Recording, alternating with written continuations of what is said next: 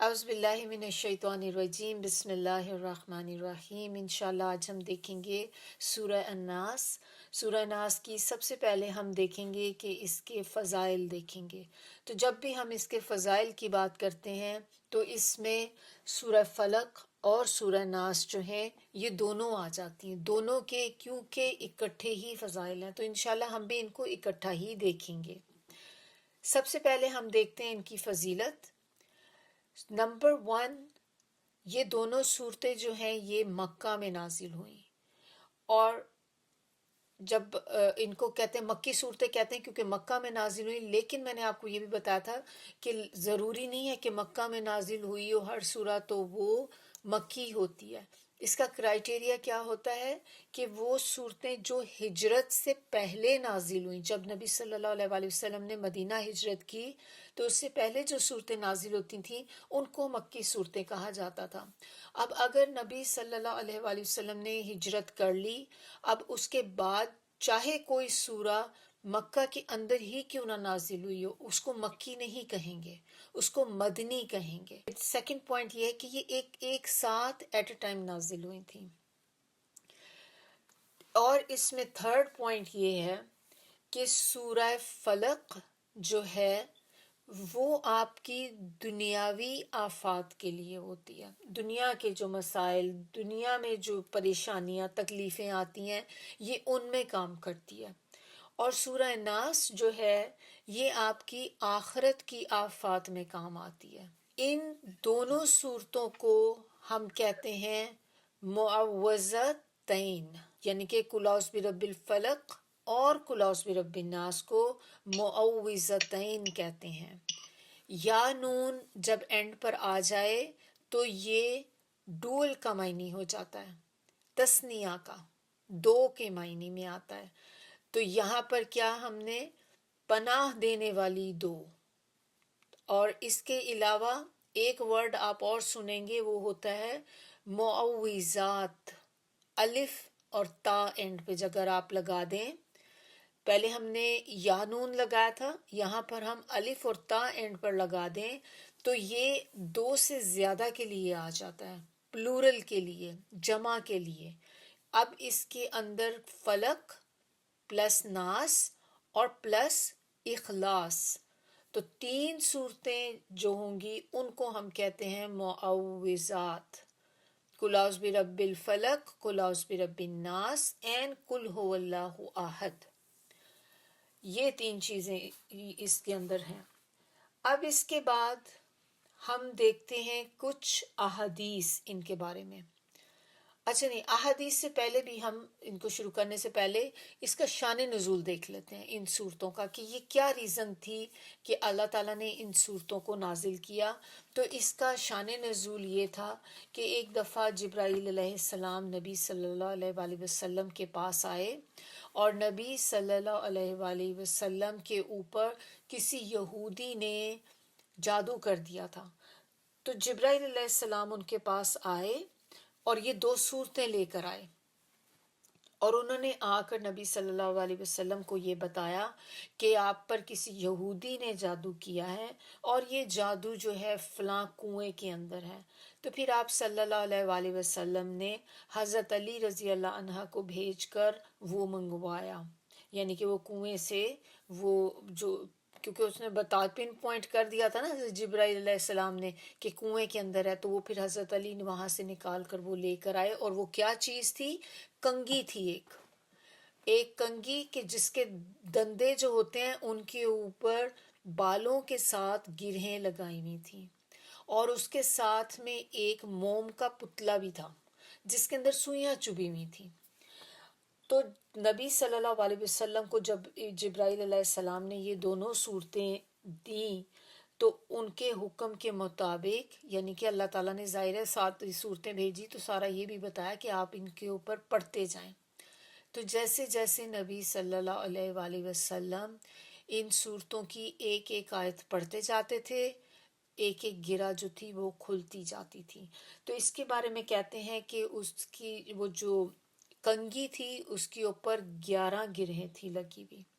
تو ان دونوں کو اگر آپ دیکھیں، قل اعوذ برب الفلق، قل اعوذ برب الناس، فلق کے اندر 5 آیات ہیں اور سورہ ناس کے اندر 6 آیات ہیں، تو ٹوٹل ہو گئی 11 آیات۔ تو جیسے وہ ایک ایک آیت پڑھتے جاتے تھے، ایک ایک گرہ جو تھی وہ کھلتی جاتی تھی، اور جب یہ ساری گریں کھل گئیں اور اسی طرح جتنی سوئیاں تھیں، وہ جو پتلا بنایا ہوا تھا موم کا، جب اس میں سے سوئیاں بھی پھر ساری نکل گئیں، تو جب سب کچھ نکل گیا اندر سے، تو اس کے بعد نبی صلی اللہ علیہ وآلہ وسلم اس طرح صحیح ہو گئے کہ جیسے کوئی شخص جکڑ بندی سے آزاد ہوتا ہے۔ صحیح بخاری کی روایت ہے یہ۔ ایک حدیث میں نبی صلی اللہ علیہ وآلہ وسلم نے فرمایا، آج کی رات مجھ پہ کچھ ایسی آیات نازل ہوئی ہیں جن کی مثل میں نے کبھی نہیں دیکھی۔ یہ فرما کر آپ صلی اللہ علیہ وآلہ وسلم نے یہ دونوں صورتیں پڑھیں۔ صحیح مسلم کی اور ترمذی کی روایت ہے یہ۔ ایک اور روایت کے مطابق آپ صلی اللہ علیہ وآلہ وسلم نے فرمایا، ایک صحابی تھے، ان کا نام تھا ابن عابس، ان سے نبی صلی اللہ علیہ وسلم نے فرمایا، کیا میں تمہیں بہترین ذریعہ نجات نہ بتاؤں، بہترین ذریعہ بچاؤ جس کے ذریعے سے پناہ طلب کرنے والے پناہ مانگتے ہیں؟ تو انہوں نے عرض کیا کہ ہاں ضرور بتلائیے۔ تو آپ صلی اللہ علیہ وسلم نے یہ دونوں صورتوں کا ذکر کر کے فرمایا، یعنی کہ قل اعوذ برب الفلق، قل اعوذ برب الناس، اور کہا کہ یہ دونوں معوذتین ہیں۔ نبی صلی اللہ علیہ وسلم انسانوں اور جنوں کی نظر سے بھی پناہ مانگا کرتے تھے۔ جب یہ دونوں صورتیں نازل ہوئیں تو آپ صلی اللہ علیہ وسلم نے ان کے پڑھنے کو معمول بنا لیا اور پھر باقی دوسری چیزیں چھوڑ دیں، یعنی کہ یہ اس وقت کی بات ہے کہ جب ابھی یہ صورتیں نازل نہیں ہوئی تھیں، تو اس وقت بھی نبی صلی اللہ علیہ وسلم انسانوں سے اور جنوں کی دونوں کی نظروں سے پناہ مانگا کرتے تھے۔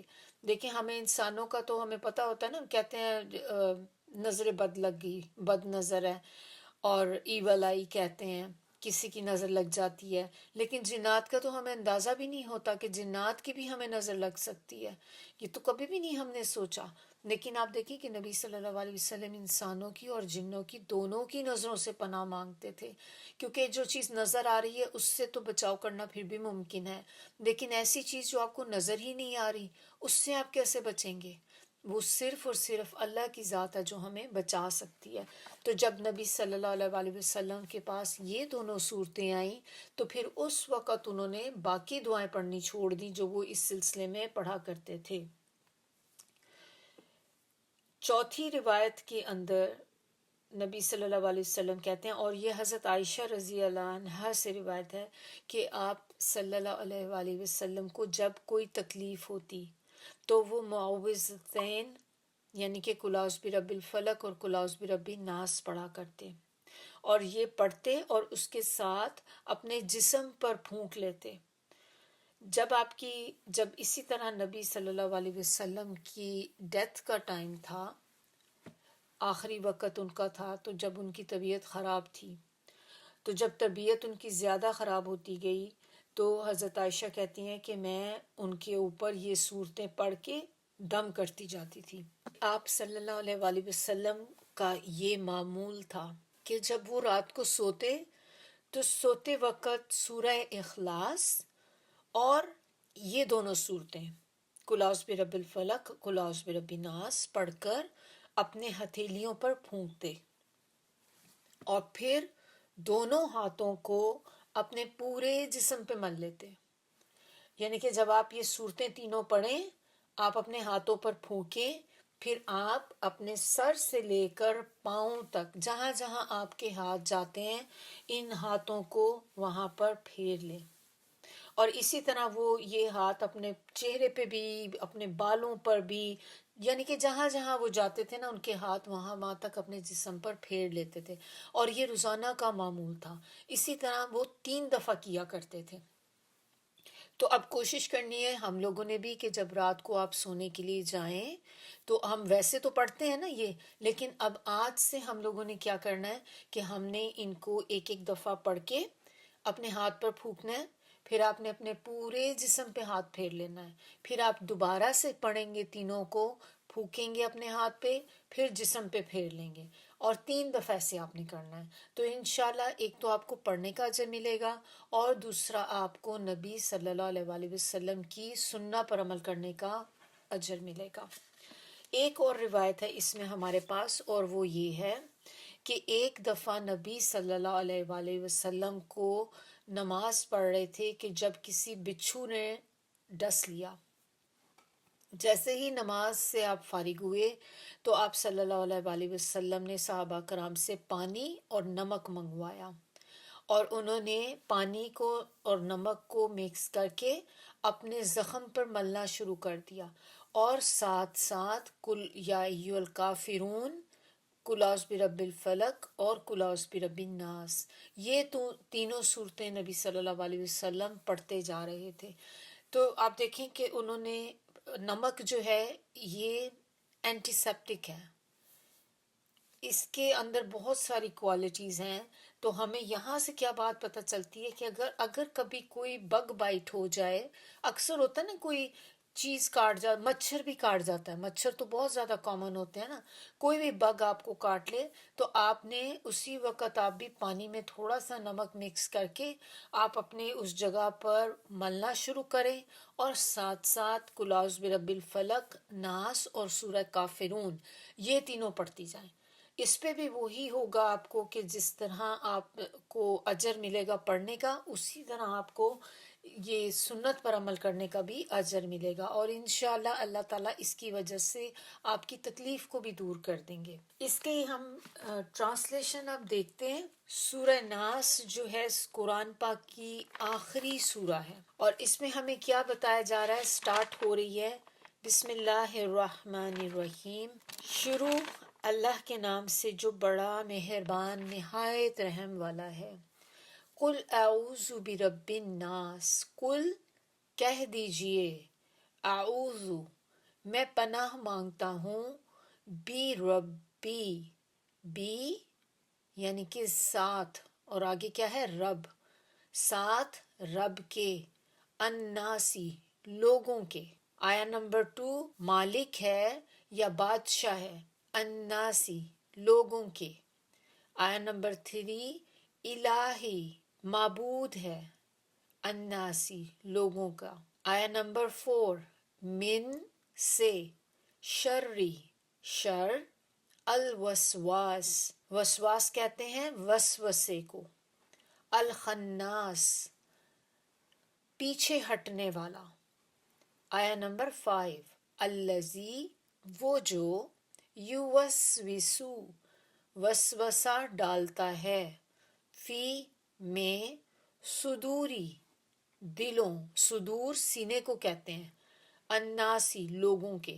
تو اب سینے میں تو نہیں ڈالتا نا، لیکن کہتے سینے میں، لیکن اس سے مراد پھر دل بھی آ جاتی، تو وسوسے ڈالتا ہے لوگوں کے دلوں میں۔ آیا نمبر 6 من سے، الجنتی جنات، والناسی اور انسانوں میں۔ اب ہم دیکھتے ہیں اس کی تفسیر۔ تو اس میں اس سورہ کی شروع کی جو 3 آیات ہیں، ان میں اللہ تعالیٰ کی 3 صفات بیان کر کے پناہ طلب کی گئی ہے۔ کس چیز سے پناہ طلب کی گئی ہے اس کا آنسر اللہ تعالیٰ نے ہمیں آیت نمبر 4 میں دیا ہے، لیکن ابھی ہم پہلے دیکھیں گے جو اللہ کی صفات یہاں پر بتائی گئی ہیں۔ آیت نمبر 1 کے اندر جو صفت اللہ کی ہمیں بتائی گئی ہے وہ ہے کہ اللہ تعالیٰ تمام لوگوں کا رب ہے، اور رب ہم نے دیکھا تھا کس کو کہتے ہیں؟ مالک، خالق، مدبر، یہ تو 3 مین کیٹیگریز ہیں۔ ان کے علاوہ اللہ تعالیٰ رازق ہے، اللہ تعالیٰ پالنے والا ہے، حفاظت کرنے والا ہے، نگہداشت کرنے والا ہے، تمام ضروریات کا پورا کرنے والا ہے، پرورش کرنے والا ہے، تدبیر کرنے والا ہے، اصلاح کرنے والا ہے۔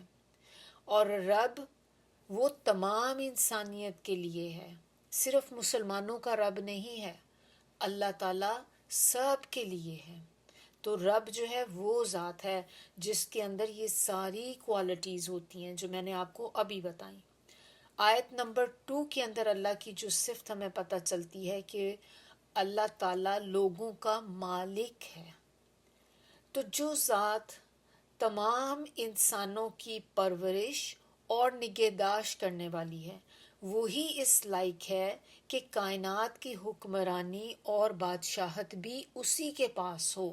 یعنی کہ آیت نمبر 1 کی وجہ سے اللہ تعالیٰ مالک ہے، کیونکہ وہ سب کا پالنے والا ہے، اس نے سب کو پیدا کیا ہے، تو جو پیدا کرے گا پھر حکم بھی تو اسی کا چلے گا، مالک بھی تو وہی ہوگا۔ جب ہم کوئی چیز بناتے ہیں تو ہم اس کے مالک ہوتے ہیں نا، کہ میں نے یہ چیز کو بلڈ کیا ہے، یہ میری ہے۔ ہم گھر بنواتے ہیں تو ہم کیا کہتے ہیں؟ یہ میرا گھر ہے، کیونکہ اسے میں نے بنوایا، آپ اس کے مالک ہو جاتے ہیں۔ تو جب اللہ کو ہم کہتے ہیں کہ وہ رب ہے، وہ رازق ہے، وہ خالق ہے، سب کا پیدا کرنے والا ہے، تو پھر جو پیدا کرے گا پھر بادشاہت بھی تو اسی کی ہوگی، وہی اس کا مالک ہوگا۔ تو آیت نمبر 2 میں جو ہے وہ اس ریزن کی وجہ سے اللہ تعالیٰ مالک ہے۔ اب آیا نمبر 3 میں جو ہمیں صفت بتائی جا رہی ہے وہ یہ ہے کہ اللہ تعالیٰ لوگوں کا الہ ہے۔ اب اس کے اندر چونکہ اللہ تعالیٰ پیدا کرنے والا ہے، پرورش کرنے والا ہے، نگہداشت کرنے والا ہے، اور وہ مالک ہے، وہ بادشاہ ہے پوری کائنات کا، تو پھر وہ اس بات کا مستحق ہے کہ عبادت بھی صرف اسی کی جائے۔ تو اسی لیے وہ الہ ہے، کیونکہ وہ رب ہے، وہ مالک ہے، اور اسی لیے وہ اس کا مستحق ہے کہ اسی کی عبادت کی جائے، اور وہ تمام لوگوں کا معبود ہے، اور وہ سب کی فریاد سنتا ہے، ایک کی نہیں، دو کی نہیں، پوری کائنات کے لوگوں کی، یہاں تک کہ جانوروں کی، چرند پرند، ہر چیز آپ کہہ لیں جو اللہ کی مخلوق ہے، اللہ سب کی سنتا ہے، اور صرف سنتا نہیں ہے۔ کچھ لوگ تو ہوتے ہیں نا، سنتے ہیں، آپ ان کے ساتھ جا کے ذکر کریں، پریشانی سن لیں گے، لیکن کچھ کرنے کی پوزیشن میں نہیں ہوتے۔ اللہ تعالیٰ سنتا بھی ہے اور وہ آپ کو اس سے نکال بھی سکتا ہے۔ اللہ ہی کے پاس یہ پاور ہے کہ وہ آپ کے لیے وہ کام بھی کرے اور آپ کو اس تکلیف سے نجات بھی دلائے۔ ہم یہاں پر اب کیا کہہ رہے ہیں کہ جس کے اندر یہ ساری کوالٹیز ہیں، تو میں اس عظیم ہستی سے پناہ طلب کرتا ہوں جس کے اندر یہ تمام کوالٹیز ہیں۔ یعنی کہ کتنی زیادہ آپ نے اللہ تعالیٰ کی کوالٹیز یہاں پہ بیان کر دی کہ اللہ تعالیٰ میں آپ سے پناہ مانگتے ہوں، کیونکہ آپ میں یہ ساری کوالٹیز ہیں، اور آپ ہی ہیں جو ہمیں نجات دلا سکتے ہیں ان چیزوں سے۔ اب آیت نمبر 4 میں ہم دیکھیں گے وہ چیز جس سے پناہ مانگی گئی۔ آیت نمبر 1 میں ہم کہتے ہیں کل اعوذ برب الناس، ہم پناہ مانگ رہے ہیں کس چیز سے؟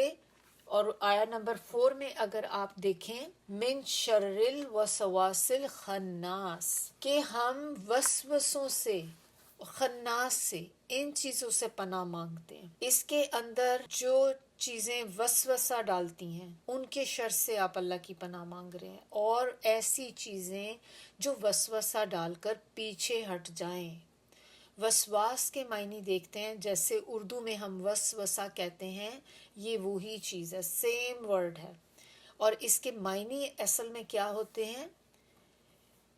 چھپی ہوئی آواز۔ پھر اس کے معنی وہم کے بھی ہوتے ہیں۔ آپ کو پتہ ہے نا، کچھ لوگوں کو ایسی بیماری بھی ہوتی وہم کی، ہر وقت کسی نہ کسی چیز کا وہم ان کو رہتا ہے۔ پھر اس کے اندر دل میں آنے والی برائی، یہ بھی وسوسے کے اندر آتا ہے۔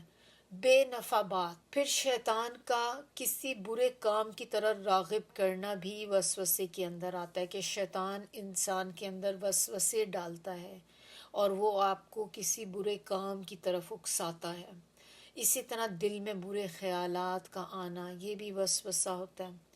شیطان جو ہوتا ہے یہ بہت ہی غیر محسوس طریقوں سے انسان کے دل میں بری بری باتیں جو ہوتی ہیں وہ ڈال دیتا ہے، کہ انسان کو خود بھی محسوس نہیں ہوتا کہ شیطان ہے جو آپ کے دل میں یہ چیزیں ڈال رہا ہے۔ اور وہ اتنا چھپ کے کام کرتا ہے۔ الخناس کے معنی ہے کھسک جانے والا، چھپ جانے والا، سامنے آ کر پیچھے ہٹ جانے والا۔ اور یہ خناس جو ہے یہ شیطان کی صفت ہے، اور شیطان جو ہے وہ کیا کرتا ہے کہ بار بار انسان کے دل میں وسوسے ڈالتا ہے اور پھر چھپ جاتا ہے، وسوسہ ڈالتا ہے چھپ جاتا ہے۔ اسی طرح جب نماز کے اندر بھی انسان اعوذ باللہ کہتا ہے، بسم اللہ پڑھتا ہے، یا اذان ہوتی ہے، جس وقت اذان سنتے ہی یہ جو شیطان ہوتا ہے تو یہ وہاں سے بھاگ نکلتا ہے، کیونکہ یہ سٹینڈ نہیں کر سکتا اس جگہ پہ۔ پھر جیسے ہی ختم ہوتی ہے اذان یہ واپس آ جاتا ہے، اور جب ہم نماز شروع کر دیتے ہیں تو پھر ہمارے دلوں میں وسوسے ڈالنے شروع کر دیتا ہے، شک ڈالنے لگ جاتا ہے، ہمارے دل میں ہمیں بھولی باتیں بھی آپ دیکھیں یاد کرانی شروع کر دیتا ہے، ایسی ایسی باتیں جو آپ کو بھول چکی ہوئی ہوتی ہیں، سب ایسی چیزیں آپ کو نماز میں یاد آ رہی ہوتی ہیں، یا آپ کو یاد آئے گا میں نے ابھی کیا کرنا ہے، ابھی تھوڑی دیر بعد میں نے یہ کام کرنا ہے، میں نے ابھی وہ کام کرنا ہے، آپ کو پوری لسٹ آپ کی نماز کے اندر آپ کے دماغ میں آ رہی ہوتی۔ تو کیسے آتی ہے؟ شیطان آپ کے دل میں ڈالتا ہے یہ چیزیں وسوسوں کے ذریعے۔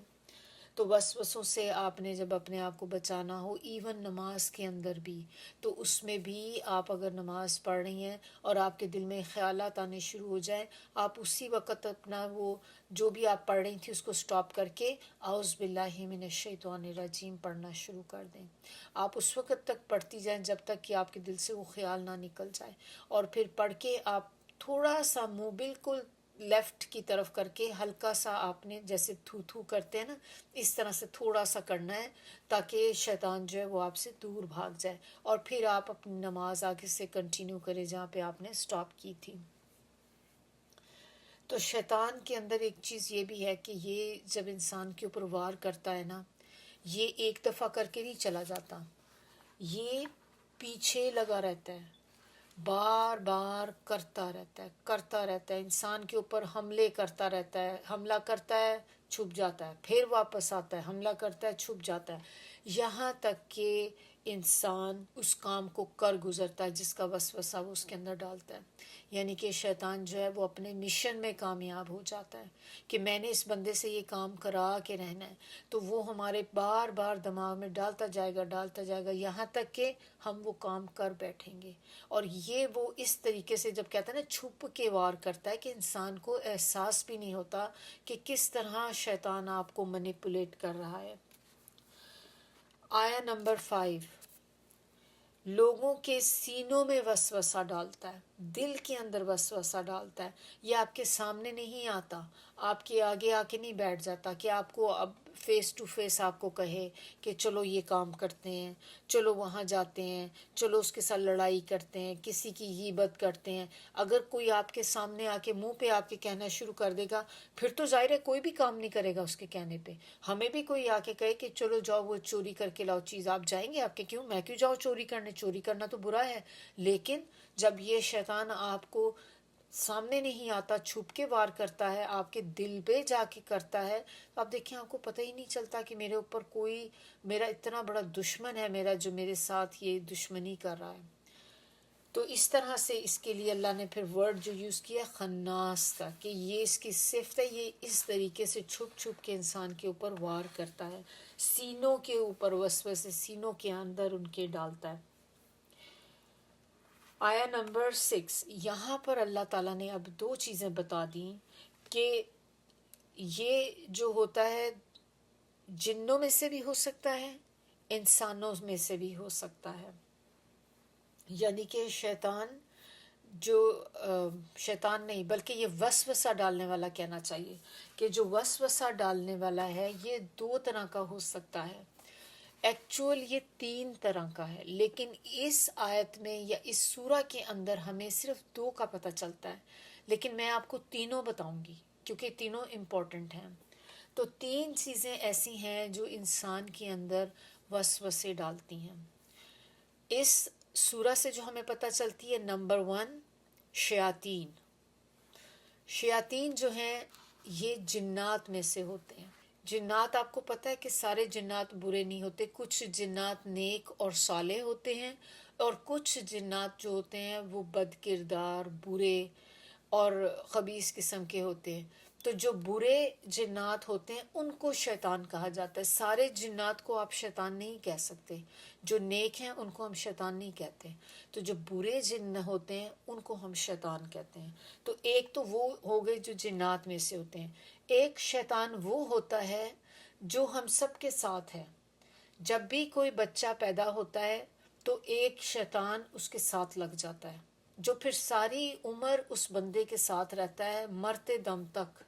اور یہ وہ شیطان ہے جو آپ کو ہر وقت برائی پہ اکساتا ہے, بری بری باتیں آپ کے دماغ میں ڈالتا ہے. تو جو برے کام بھی کرنے کا خیالات آپ کے دماغ میں آتے ہیں, دل میں آتے ہیں, وہ یہ آپ کا شیطان ہے جو آپ کہہ لیں کہ آپ کا بڈی ہوتا ہے, آپ کا ہمسر ہوتا ہے, کیونکہ یہ آپ کی پیدائش سے آپ کے ساتھ جڑ جاتا ہے.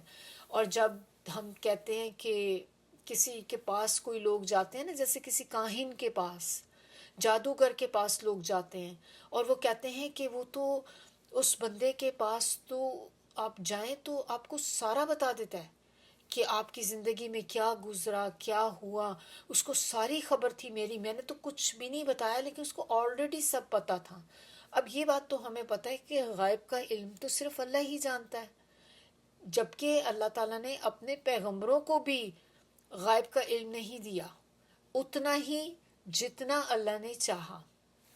تو یعنی کہ اللہ تعالیٰ جتنا کسی نبی کو چاہتے تھے اتنا اس کو غائب کا علم پہنچا دیتے تھے, لیکن ان کو ایسے نہیں تھا کہ انہیں ہر وقت اس کی خبر ہو جاتی تھی.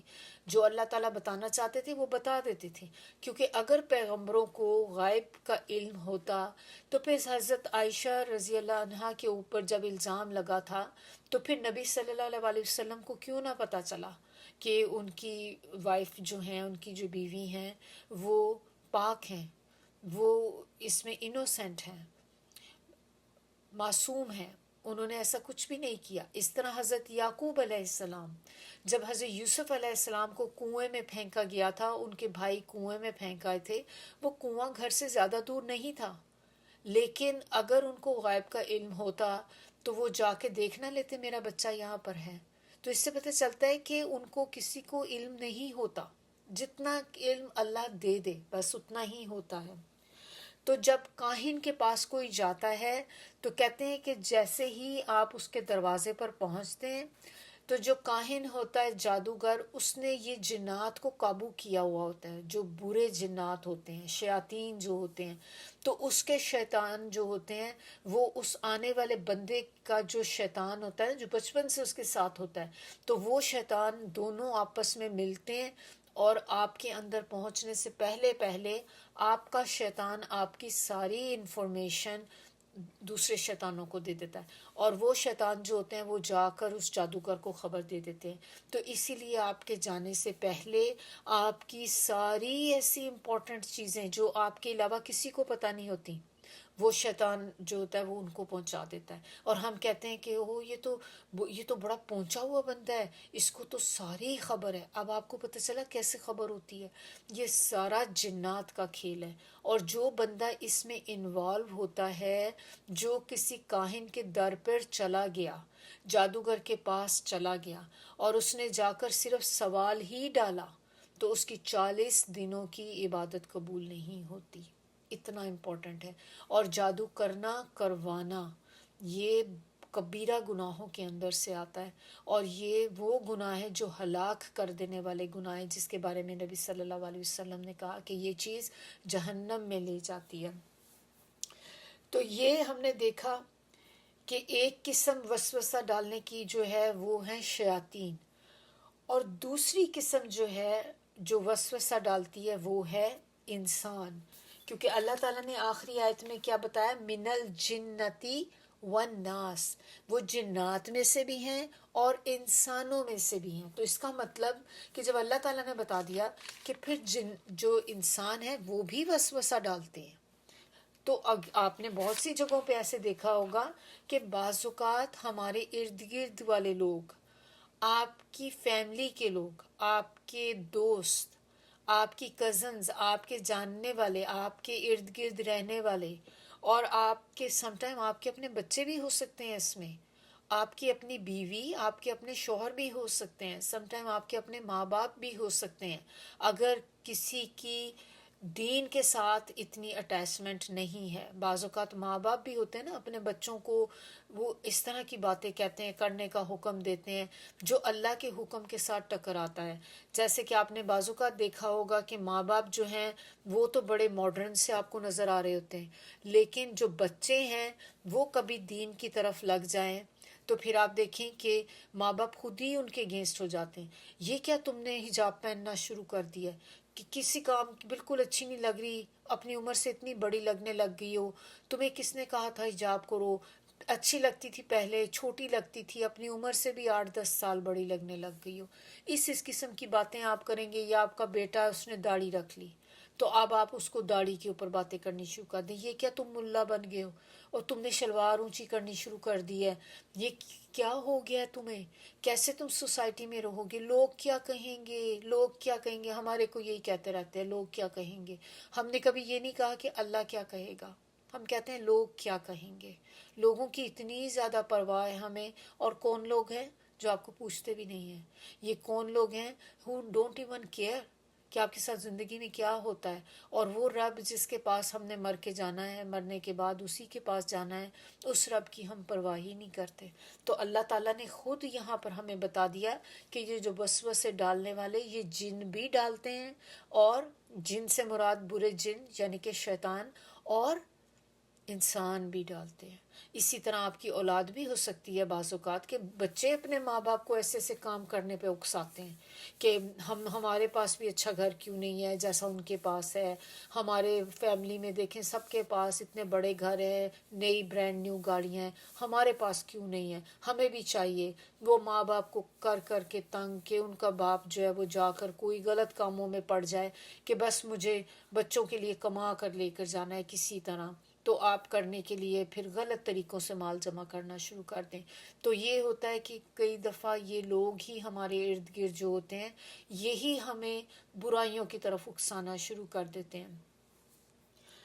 اور جب انسان ایسے کام برائیوں کی طرف آتا ہے تو کیا ہوتا ہے کہ آپ نیکیوں سے دور ہونا شروع ہو جاتے ہیں. ایک برائی جو ہے وہ آپ کو دوسری، پھر دوسری آپ کو تیسری برائی کی طرف لیتی جاتی ہے، تو وہ آپ کے لیے برائی پر چلنا بہت آسان ہو جاتا ہے.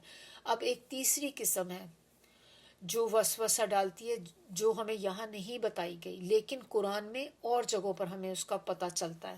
اور وہ کیا ہے؟ وہ سورہ قاف اس کی آیا نمبر 16، اس میں اللہ تعالیٰ کہہ رہے ہیں وَنَعْلَمُ مَا نُوَسْوِسُ بِهِ نَفْسُهُ، یعنی کہ اس کے معنی کیا ہیں؟ اور ہم جانتے ہیں جو خیالات اس کے دل میں اٹھتے ہیں. اور یہ ہے انسان کا نفس. انسان کا نفس جو ہوتا ہے نا یہ بھی آپ کا بہت بڑا دشمن ہوتا ہے. تو جب ہم عام لائف میں کیا کہتے ہیں کہ دو بہت بڑے بڑے دشمن ہیں ہمارے. ایک ہمارا دشمن جو ہوتا ہے وہ ہے شیطان، جس کو اللہ نے خود کہہ دیا کہ وہ آپ کا سب سے بڑا دشمن ہے. اور دوسرا بڑا دشمن آپ کا جو ہے وہ آپ کا اپنا نفس ہے. یہ نفس بھی جو ہے نا انسان کو اکساتا ہے برائیوں پر. اب آپ کہیں گے کہ کیسے پتہ چلتا ہے ہمیں کہ ہمارا نفس بھی ہے وسوسے ڈالتا ہے؟ ایک تو میں نے آپ کو سورہ کاف کی آیت نمبر 6 بتا دی کہ اس میں اللہ تعالیٰ نے ہمیں جو بتایا. پھر آپ دیکھیں کہ اگر آپ اس کا ثبوت چاہتے ہیں، آپ دیکھیں کہ جب رمضان آتا ہے تو رمضان میں کیا ہوتا ہے کہ ہمیں پتہ ہے کہ جنات شیاطین جو ہوتے ہیں یہ قید کر لیے جاتے ہیں، اور یہ سب ان کو قید کر دیا جاتا ہے، چینڈ ہو جاتے ہیں، ان کو زنجیریں پہنا دی جاتی ہیں. تو اس کا مطلب کہ اب یہ آپ کو کچھ نہیں کہہ سکتے، آپ کو وسوسہ نہیں ڈال سکتے، آپ کو اکسا نہیں سکتے. اگر انسان رمضان کے اندر اس کے باوجود بھی کوئی گناہ کرے یا کوئی ایسا برائی کا کام کرے، غیبت کرے، جھوٹ بولے، اس طرح کا کوئی کام کرے، تو پھر آپ سمجھ جائیں کہ اب شیطان کو تو آپ بلیم نہیں کر سکتے، شیطان تو قید ہے، تو وہ تو اب آپ کو کچھ بھی نہیں کہہ سکتا. اس کا مطلب اگر آپ سٹل اس مہینے میں برائی کر رہے ہیں تو وہ آپ کا نفس ہے جو آپ سے کروا رہا ہے. تو یہ اس کی بڑی ایک مثال ہے کہ جب ہمیں پتہ چلتا ہے کہ او اچھا انسان کا جو نفس ہے نا وہ بھی انسان کو برائی کی طرف لے کر جاتا ہے. اسی طرح نبی صلی اللہ علیہ وآلہ وسلم جب خطبہ فرمایا کرتے تھے تو خطبے کے شروع میں کہا کرتے تھے وَنَعُوذُ بِاللَّهِ مِن شُرُورِ أَنفُسِنَا، ہم اپنے نفوس کی شرارتوں اور وسوسوں سے اللہ کی پناہ طلب کرتے ہیں. تو یہ کیوں نبی صلی اللہ علیہ وسلم پھر کہا کرتے تھے کہ شروری انفسینا، اپنے نفس کی شرارتوں سے، کیونکہ ان کو یہ پتہ تھا کہ انسان کا نفس جو ہوتا ہے یہ بھی بہت بڑا رول اس میں ادا کرتا ہے. تو انسان کا نفس اور شیطان یہ دو بہت بڑے دشمن ہیں ہمارے، جن کو اللہ تعالیٰ نے خود ہمیں بتا دیا. اب ہم میں سے جو عقل مند ہوگا وہ اس چیز سے سبق لے لے گا، اور جو نہیں عقل مند، جس کو اللہ تعالیٰ قرآن میں کیا کہتے ہیں، اولو الالباب، عقل والے لوگ. عقل والے کون سے؟ جو اپنے دماغ سے سوچ سکتے ہیں، دیکھ سکتے ہیں، اللہ کی نشانیوں کو دیکھ سکتے ہیں، اللہ کی آیات پر عمل کر سکتے ہیں. ہر بندہ جو آیات کو سنتا ہے وہ عمل نہیں کرتا. صرف وہی لوگ اللہ کی نشانیاں جو کائنات میں پھیلی ہوئی ہیں ان پہ غور و فکر کر سکتے ہیں، جو اولو الالباب ہیں، جو عقل والے لوگ ہیں، جو تدبر کر سکتے ہیں، غور و فکر کر سکتے ہیں اور پھر اس سے سبق بھی لیتے ہیں. ہر کوئی جو ہے وہ تو نہیں ہوگا نا. اب دیکھیں کتنے لوگوں کو ہم بتاتے ہیں لیکن ہر بندے پہ اس طرح اثر نہیں ہوتا. تو کسی کسی کے اوپر جو ہے اثر ہوتا ہے، اور انہی پر صرف اثر ہوتا ہے جن پر اللہ تعالیٰ چاہتے ہیں کہ مطلب بھلائی کا ارادہ اللہ تعالیٰ جس کے ساتھ کرتے ہیں. اس کے بارے میں اپنے نفس کے شر سے بچنے کے لیے دعا بھی ہے جو ہمیں نبی صلی اللہ علیہ وسلم نے بتائی ہے، اور وہ ہے یا حی یا قیوم برحمتک استغیث اصلح لی شأنی کلہ ولا تکلنی الی نفسی طرفۃ عین. بڑی خوبصورت دعا ہے یہ، اور یہ دعا اگر آپ لوگ اگر صبح شام کے اذکار پڑھتے ہیں نا تو یہ اس کے اندر آ جاتی ہے. تو یہ جب آپ پڑھتے ہیں تو اس میں کہتے ہیں کہ اللہ تعالیٰ، آپ، اس کا معنی کیا ہے کہ اے زندہ اور قائم رہنے والے، تیری رحمت کے سبب سے فریاد کرتا ہوں کہ میرے سب کاموں کی اصلاح فرما دے، اور پلک جھپکنے تک کے لیے بھی مجھے میرے نفس کے حوالے نہ کر. یعنی کہ ایک پلک جھپکنا کتنا ٹائم لگتا ہے اس میں، بالکل بلنک آف آئی، کہ اللہ تعالیٰ اتنی سی دیر کے لیے بھی مجھے میرے نفس کے حوالے نہ کرنا، کیونکہ نفس جو ہے ظاہر انسان سے یہ بہت برے برے کام کراتا ہے. تو یہ آپ نے صبح اور شام کی دعا میں ایک دفعہ صبح پڑھنا ہوتا ہے، ایک دفعہ رات میں پڑھنا ہوتا ہے. اسی طرح یا حی یا قیوم برحمتک استغیث اگر آپ یہ اکیلا بھی پڑھتے ہیں نا تو یہ آپ کی آزمائشوں، پریشانیوں، مصیبتوں میں زبردست کلمات ہیں. نبی صلی اللہ علیہ وسلم پریشانی میں یہ پڑھا کرتے تھے. اب آپ یہ دیکھیں کہ یہ پوری کی پوری دعا پھر کتنی امپورٹنٹ ہے. تو اگر آپ اس کا آدھا پورشن بھی پڑھیں تو آپ یا یہاں تک بھی آپ پڑھ سکتے ہیں، یا حی یا قیوم برحمتک استغیث اصلح لی شأنی، یعنی کہ یا حی یا قیوم، اے زندہ قائم رہنے والے، میں تیری رحمت کے سبب سے فریاد کرتا ہوں میرے سب کاموں کی اصلاح کر دے. اللہ میرے تمام کاموں کو صحیح کر دے، جو کام بھی میں کروں میرے کام کو ٹھیک کر دے. کچھ لوگ ہوتے ہیں نا کہتے ہیں جس مٹی میں ہاتھ ڈالتے ہیں سونا بن جاتی ہے، اور کچھ کے بارے میں کہتے ہیں کہ جس سونے کو بھی ہاتھ لگائیں وہ مٹی بن جاتا ہے. یعنی کہ ایسی کچھ لوگوں کی ہوتی ہے. تو یہاں پر آپ اللہ سے کیا کہہ رہے ہیں، اللہ میرے سارے کاموں کو ٹھیک کر دے، جو بھی میں کام کروں کرنے والی ہوں ہر چیز کو ٹھیک کر دے. کتنی خوبصورت دعا ہے.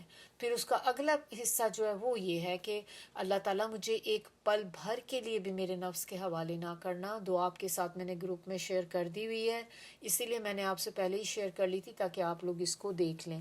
اور صبح شام کے اذکار ضرور پڑھنے چاہیے.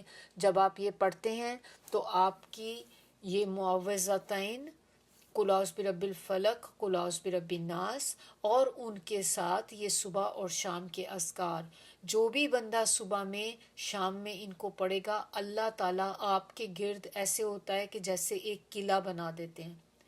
اور وہ قلعہ، ہم سب کو پتہ ہے قلعہ کیا ہوتا ہے، کہ ایک بہت ہی مضبوط قسم کی باؤنڈری ہوتی ہے جو چاروں طرف سے گھیرا ہوا ہوتا ہے اس نے کسی جگہ کو. پرانے زمانے میں قلعے بنائے جاتے تھے کسی شہروں کو پروٹیکٹ کرنے کے لیے، تاکہ جب دشمن حملہ کرے تو قلعے کا دروازہ بند کر دیا جاتا تھا، اور تاکہ سب لوگ حفاظت میں آ جائیں.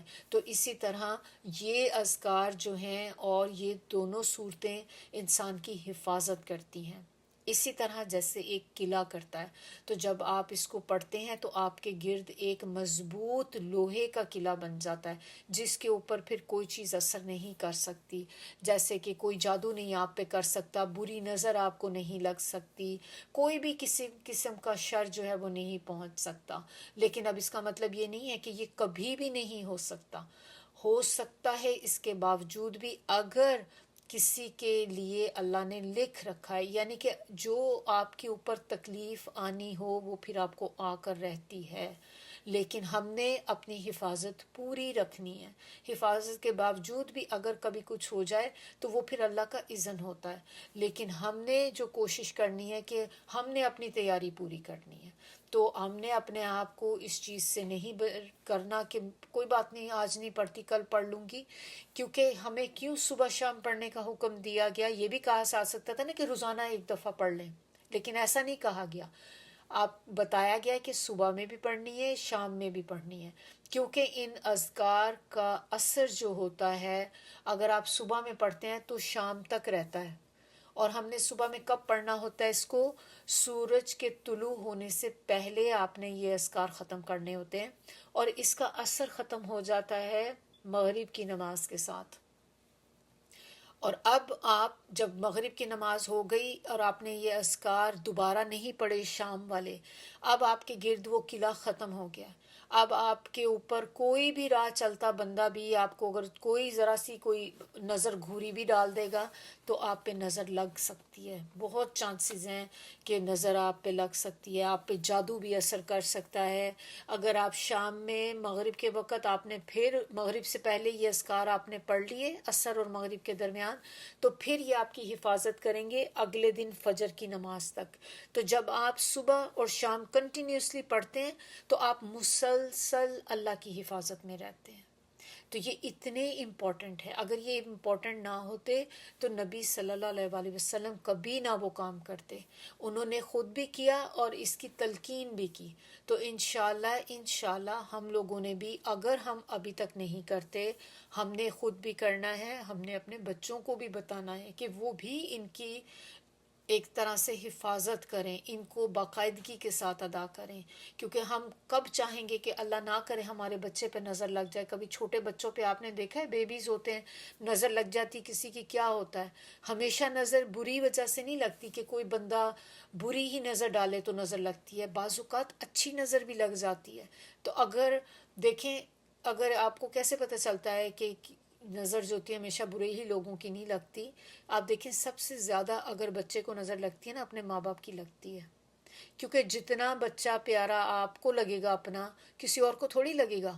ہم لوگوں کے بچے دیکھتے ہیں ہمیں اچھے لگتے ہیں، لیکن ہمیں ان سے ویسی محبت تھوڑی محسوس ہوتی جو ہمیں اپنے بچے سے ہوتی ہے. ہمیں تو اپنے بچے کی ایک ایک موومنٹ بڑی پیاری لگتی ہے.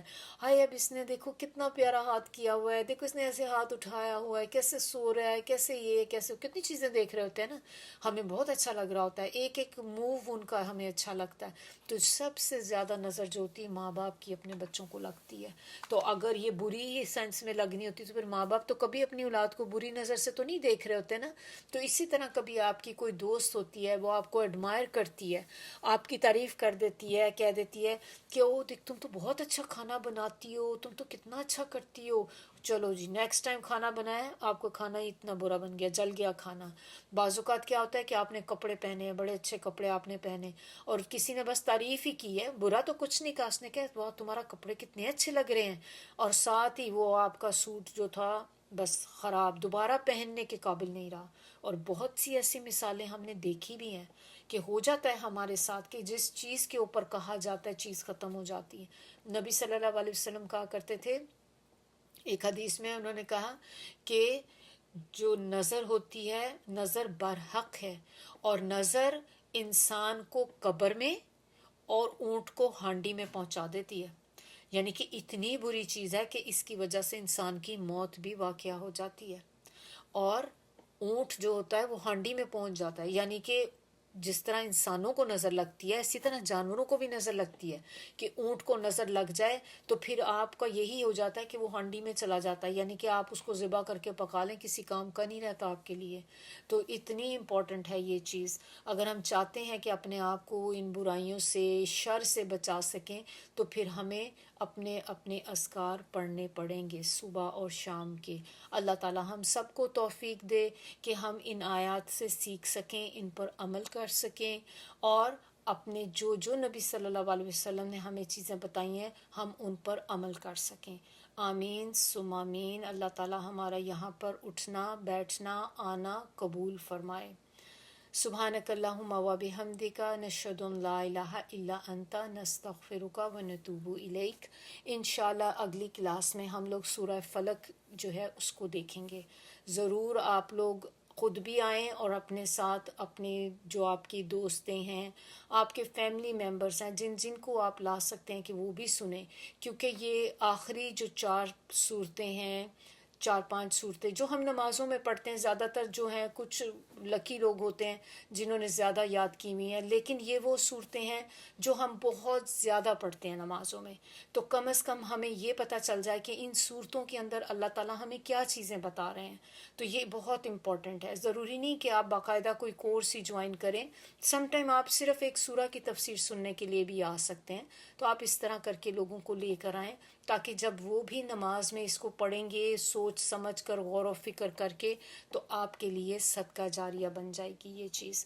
اور اللہ تعالی ہم سب سے قبول فرمائے۔ ربنا تقبل منا انک انت السمیع العلیم۔ سبحان ربک رب العزت عما یصفون وسلام علی المرسلین والحمد للہ رب العالمین۔